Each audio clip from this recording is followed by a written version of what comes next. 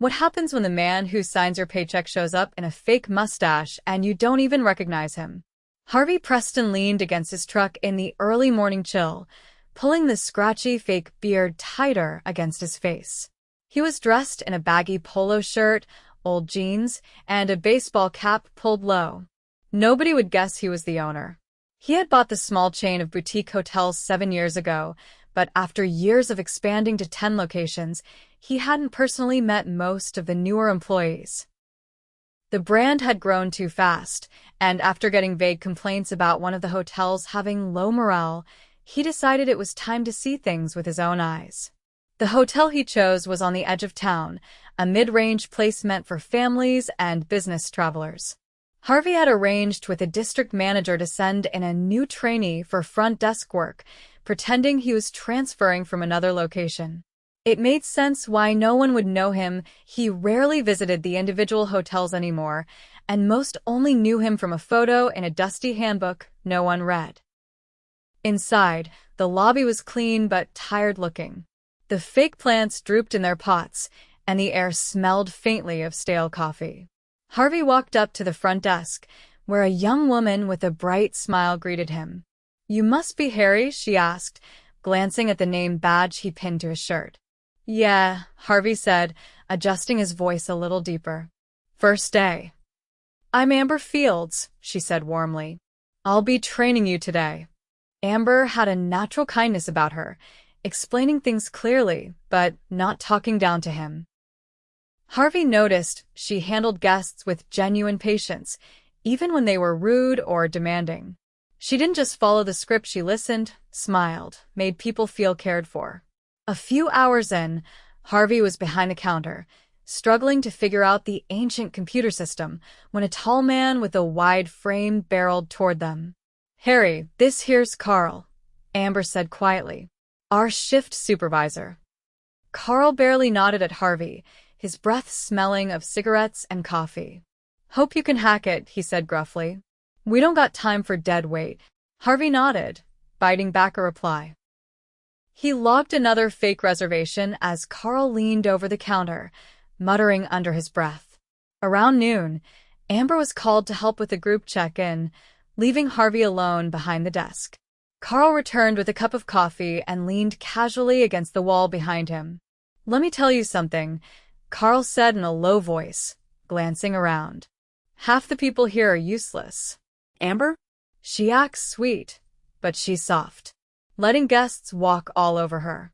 And don't even get me started on the housekeepers. Bunch of lazy slobs. Harvey froze, his fingers stiff on the keyboard. Carl chuckled, thinking he had an audience. "You'll see. You want to survive here. You don't bust your ass for a bunch of whiny customers. You do the bare minimum. Management don't care." Harvey turned slowly, feeling the weight of the moment. His heart beat hard in his chest. Carl kept going, voice dripping with contempt. "And if anyone tells you to be a team player, tell them to shove it. You're on your own in this dump." Harvey swallowed hard, fighting the urge to rip off his fake beard right then and there. Instead, he forced a breath and nodded stiffly. "Got it," he said, voice tight. The rest of the day dragged. Harvey watched Carl bark at employees, cut corners, and disappear into the back office for long stretches. Meanwhile, Amber juggled the front alone, apologizing to guests and trying to keep things afloat. By evening, Harvey's stomach churned with anger. It wasn't just Carl being lazy, it was the poison he was spreading through the team. And from the look on Amber's face every time Carl berated someone, it had been going on for a while. Harvey knew he couldn't let it slide, but he needed to see more before making his move. Harvey spent the next morning shadowing Amber again, blending into the rhythm of the lobby. The breakfast rush flooded the front desk early, a line of guests trailing toward the door, some impatiently tapping their feet. Amber handled them with practiced calm, juggling room keys, billing issues, and complaints about cold coffee without missing a beat. Meanwhile, Carl hovered nearby, offering no help. He sat perched on a stool behind the counter, scrolling through his phone, occasionally sighing loudly as if the sight of guests irritated him personally.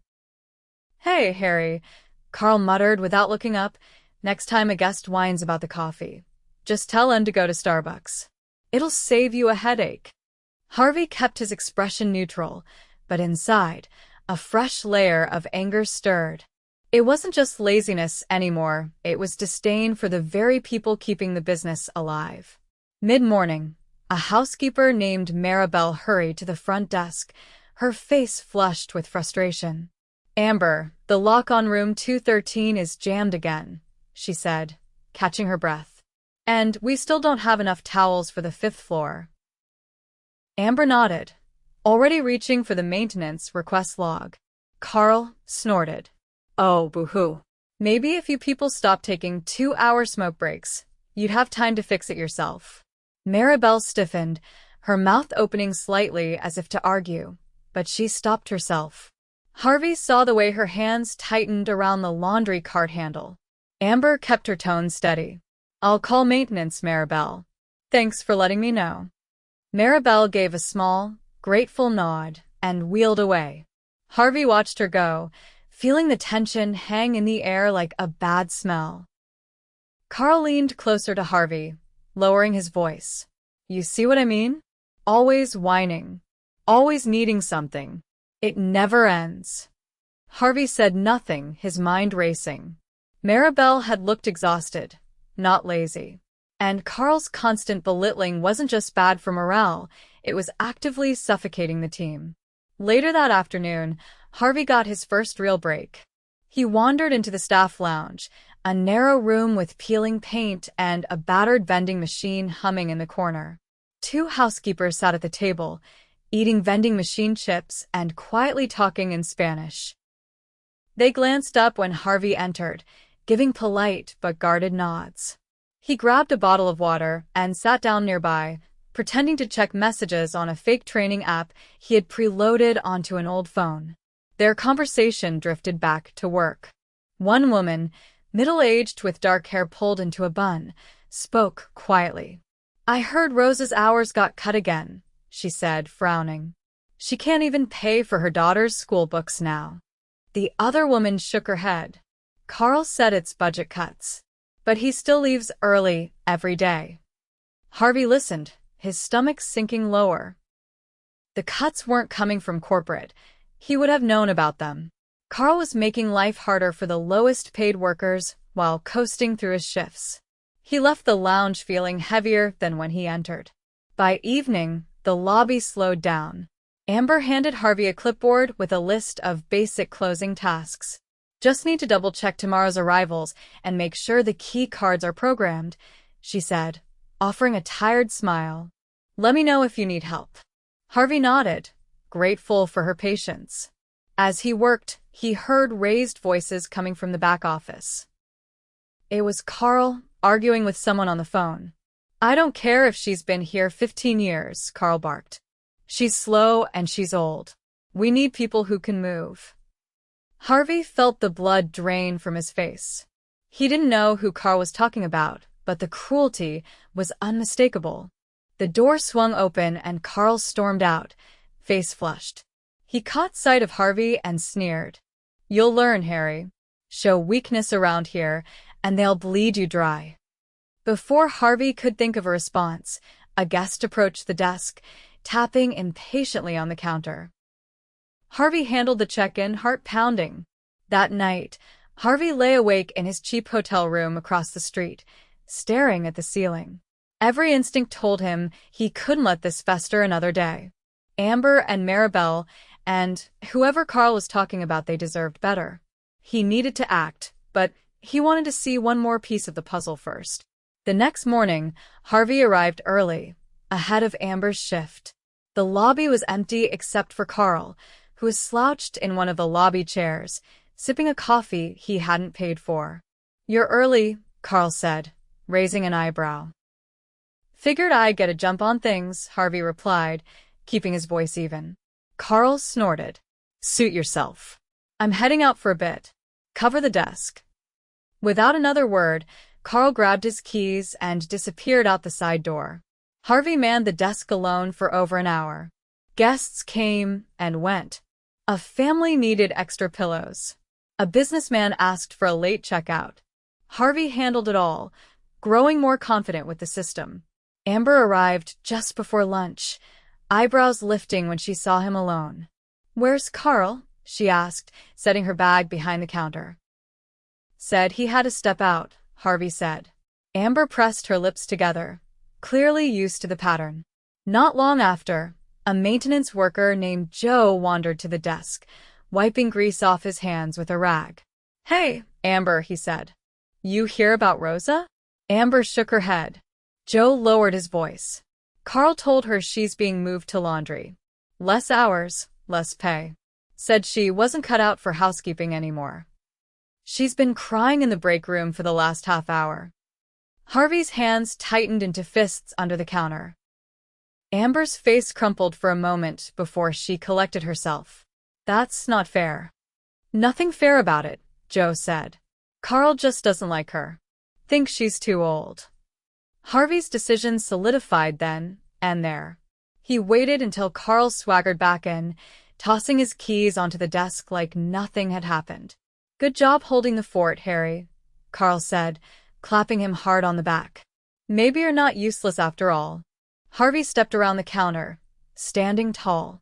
"Actually, Carl," he said, voice sharp and clear, "we need to talk." Carl blinked, thrown by the sudden change in tone. "What's your problem?" Harvey reached up, pulled off the fake beard in one smooth motion, and tossed it onto the counter. "My name is Harvey Preston," he said. "I own this hotel." The lobby went dead silent. Amber froze mid-step. Joe's mouth opened slightly. Carl's face drained of color, his swagger evaporating. "You what?" he stammered. "I've been working here undercover for the last 2 days," Harvey said, voice steady. "And what I've seen is unacceptable." Carl opened his mouth to protest, but Harvey cut him off. "You insult your team. You belittle loyal employees. You create a toxic environment through laziness and cruelty. You have no place in this company." Carl's mouth worked soundlessly, like a fish gasping for air. "You're fired," Harvey said, his voice carrying across the lobby. "Effective immediately. Clean out your things and leave." Carl stood frozen for a beat, then turned on his heel and stomped toward the back office, muttering under his breath. Harvey turned to Amber and Joe, who were still staring at him in stunned silence. "I'm sorry you've had to put up with this," he said, his voice gentler now. "It ends today." Amber's eyes shone with emotion, but she nodded firmly. Joe gave a short, relieved laugh. "About time." Harvey smiled grimly. "It's going to take some work, but we'll fix it. Together." Across the lobby, Maribel peeked out from a hallway, eyes wide. Harvey waved her over. "You too, Maribel," he said. "Everyone here deserves better." For the first time since he'd walked into the hotel, Harvey saw hope flicker across their faces. It was just the beginning. But it was a beginning they could all believe in. Harvey watched Carl disappear into the back hallway, the heavy door swinging shut behind him. The lobby remained frozen for a long moment, the ticking of the wall clock unnervingly loud in the silence. Harvey turned, letting his gaze sweep the room, seeing the stunned faces of Amber, Joe, and Maribel, who was still clutching a folded stack of towels against her chest. "Let's sit down," Harvey said, keeping his voice even. They gathered near the edge of the lobby, away from the front desk. Amber perched on the arm of a worn-out couch, Joe leaned against the wall, and Maribel set the towels carefully on a chair before sitting with her hands folded tightly in her lap. "I owe you all some explanations," Harvey began. "And more importantly, I owe you some immediate changes." Amber nodded slowly, her eyes never leaving his face. Joe crossed his arms, his expression guarded but attentive. Maribel stayed silent, her shoulders tense. "I came undercover because I had been hearing too many complaints through secondhand channels," Harvey continued. "I needed to see the truth for myself. And what I saw these past 2 days, it wasn't what this company stands for." Joe shifted his stance, rubbing the back of his neck. You should know, Amber said carefully. It's not just Carl. His attitude. It spread. People stopped speaking up because nothing ever changed. Maribel glanced down at her hands, her voice so soft Harvey almost missed it. We were afraid. Harvey leaned forward slightly, elbows resting on his knees. No one should ever feel afraid to come to work, he said. And no one should be punished for caring about doing a good job. Amber inhaled sharply, like she had been holding her breath for hours. I need to hear everything, Harvey said. Not just about Carl. About anything else that's broken here. I want the full picture. Joe glanced at Amber, who gave a small nod. All right, Joe said. First off, maintenance requests have been piling up for months. We don't have enough supplies because Carl kept rejecting orders, said it was too expensive. Half the time, we're patching things with duct tape and hope. Amber picked up the thread. Guest complaints about broken amenities got worse. We tried to tell him, but he said if it wasn't a safety hazard, it could wait. Maribel looked up, her voice steadier now. Housekeeping schedules kept getting cut. We didn't have enough people to clean all the rooms properly. Sometimes we had to rush, and guests noticed. Harvey nodded once, absorbing every word. And the front desk? He asked Amber. She hesitated, then said, Carl would disappear for hours. During busy times, it would just be me or whoever else was unlucky enough to be on shift with him. Sometimes we had to call maintenance to help cover the desk if it got bad. Joe added, even then, he'd blame us when the online reviews mentioned slow service. Harvey sat back, the weight of it settling in his chest. It was worse than he had thought.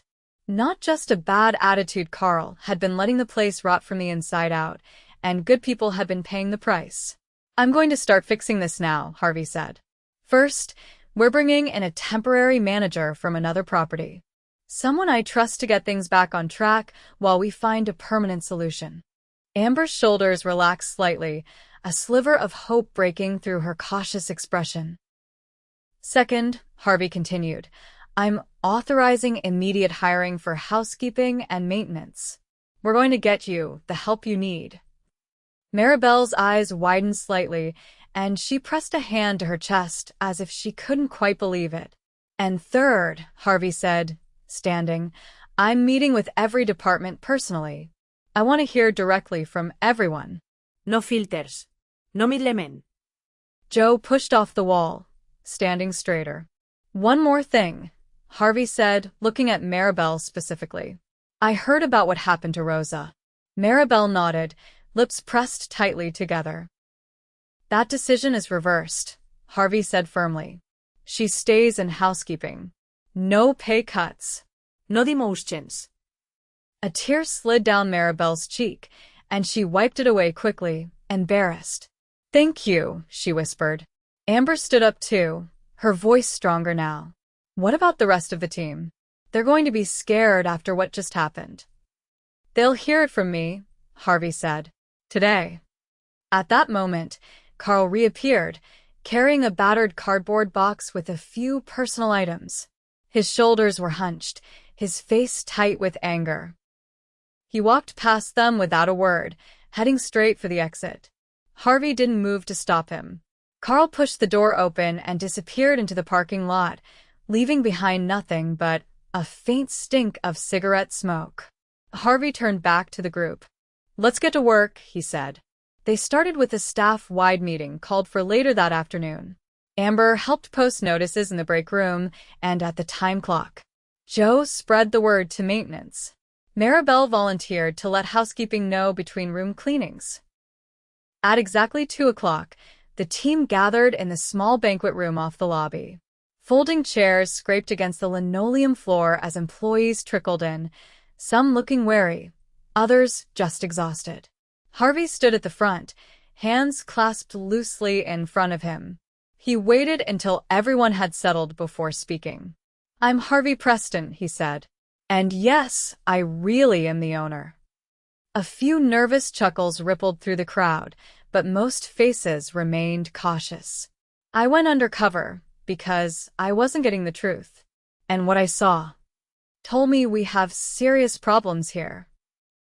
He paused, letting that sink in. But I also saw a lot to be proud of.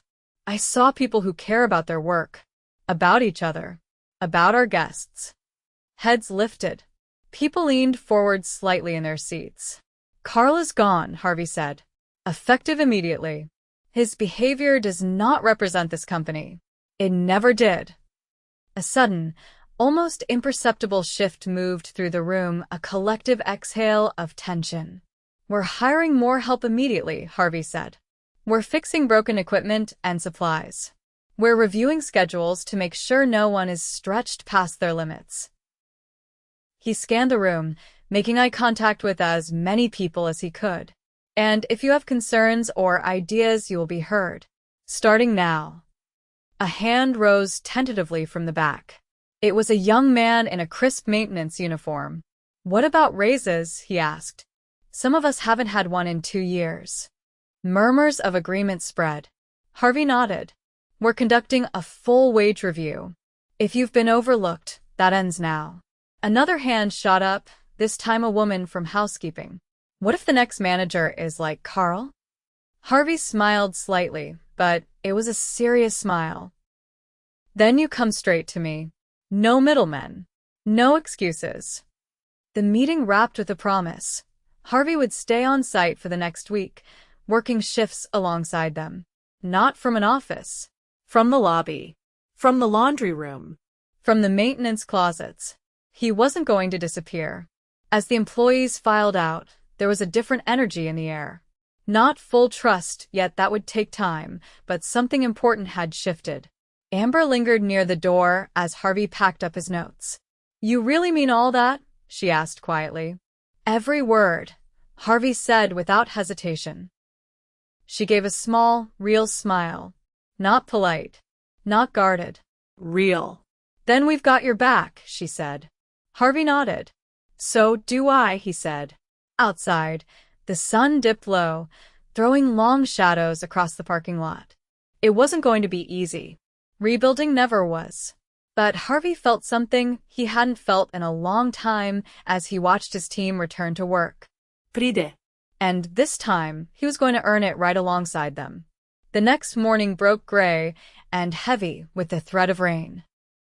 Harvey arrived at the hotel before sunrise, coffee in hand, wearing the same plain uniform shirt he had worn the day before. No fanfare. No entourage. Just him and the work waiting ahead. Amber was already behind the desk, her hair pulled back into a neat braid, flipping through the morning's arrivals list. She glanced up when he stepped in and gave a nod, her expression calm but alert, as if she were still trying to gauge whether this change was real or temporary. You ready? She asked. Harvey set his coffee down and rolled up his sleeves. Let's get to it. The early hours were steady, but manageable. A few business travelers checked out, dragging their suitcases behind them with tired eyes. Harvey handled the billing while Amber coordinated housekeeping updates. Maribel passed through once, clipboard tucked under her arm, offering a polite nod before disappearing toward the elevators. Mid-morning, Harvey caught a glimpse of Rosa, the veteran housekeeper Carl had tried to demote. She moved carefully, her slight frame stooped from decades of physical labor, but she greeted guests with a soft, genuine warmth. Harvey watched as she helped an elderly couple with their luggage, refusing any tip with a modest shake of her head. He waited until she returned to the service hallway before approaching her. Rosa, he said, keeping his tone respectful. She turned, wary at first, then recognizing him from the meeting, she straightened. I just wanted to say, Harvey continued, thank you for everything you do here. And if you ever need anything supplies, assistance, you come directly to me or the new manager when they're in place. Rosa nodded once, her lips pressing together before she said, Thank you, Mr. Preston. It means a lot. He left her to her work, not wanting to slow her down. There was a dignity in the way she moved that needed no embellishment. By noon, the lobby picked up again. A youth soccer team flooded in, their cleats clattering on the tile floors, parents juggling water bottles and check-in forms.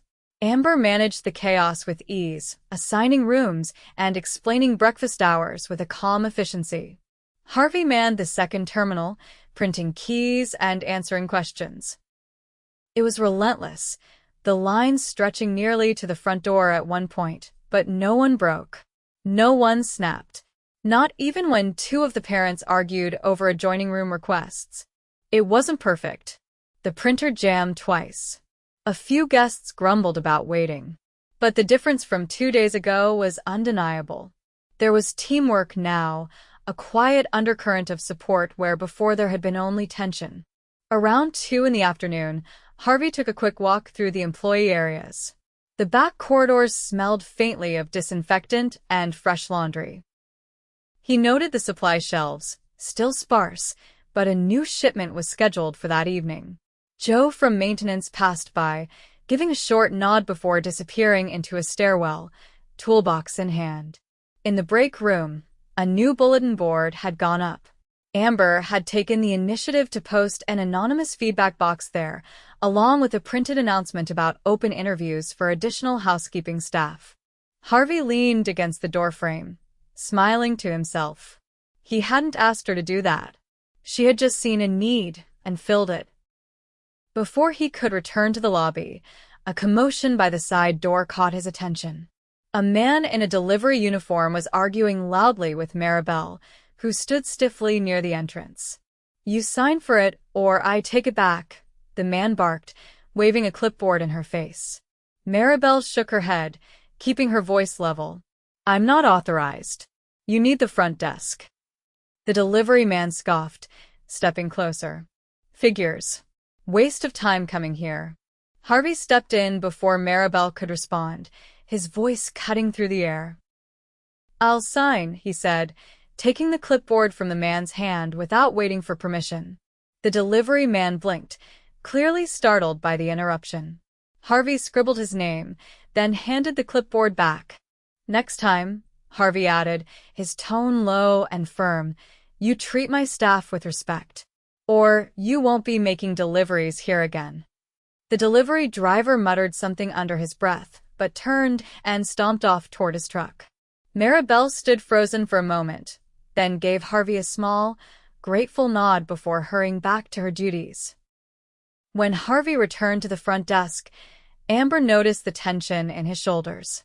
"Problem?" she asked. "Handled," Harvey said simply. The rest of the afternoon passed in a blur of check-ins, maintenance calls, and room key reprogramming. Harvey spent part of it training a new hire, a soft-spoken young man named Elias, who had started that morning. Amber showed him how to process payments while Harvey explained the importance of listening first, solving second. By evening, the lobby quieted again. Harvey and Amber sat behind the desk, finally breathing a little easier.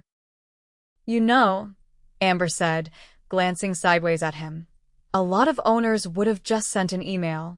Harvey chuckled under his breath. "Emails don't show you sticky keyboards, broken vending machines, or how tired your people really are." Amber tapped a pen against the counter thoughtfully. "Still, most wouldn't care enough to see for themselves." Harvey shrugged. "I built this company on relationships. Somewhere along the line, I forgot that. I'm not going to let it happen again." She smiled, a genuine one that reached her eyes. Before he could say more, the side door buzzed as Joe wheeled in the evening supply delivery.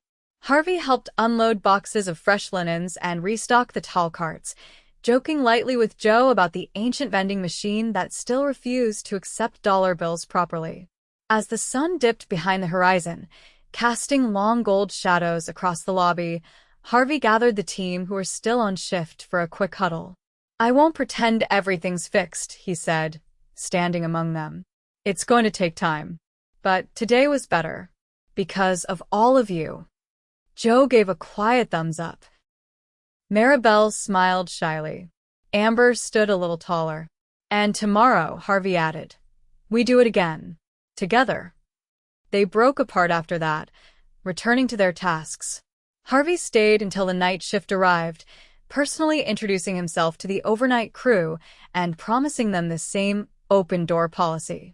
Later, as he locked the lobby doors behind him and stepped into the cool night, Harvey looked back through the glass. The lobby lights glowed warmly, casting a soft, welcoming light across the polished floors. It wasn't just a building anymore. It was a place where people mattered. He climbed into his truck, tired but satisfied, and pulled away from the curb.